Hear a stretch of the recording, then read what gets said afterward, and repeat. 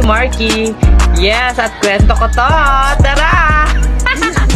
Hi guys! So for today's reel, so I'm with my cousin. So nandito kami ngayon sa Pure Cafe here in Himalalod, Negros Oriental. Since nagutom kami and then boring din kami sa bahay. And then first time na lang kasi nilang, or ngayon na lang sila nakauwi, mga pinsan ko dito sa Himalalod. Kaya naggala-gala kami. Ganun. So ayan, order na. Hindi ko alam kung anong ordering ko. Nakikigaya lang ako sa kanila. Hindi, charing. So parang ang in-order ko dyan is ano ba yun, yung buko pandan chic, and then nag-order lang din kami ng fry. And syempre while waiting sa mga order namin, ayan, pa-beauty muna, emote muna ang bayort.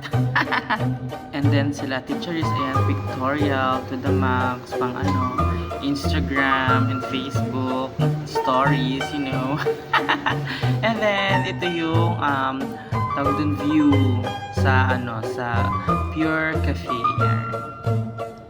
And at last, dumating na ang aming order. Yes, yun yung fries nila with chili corn carne.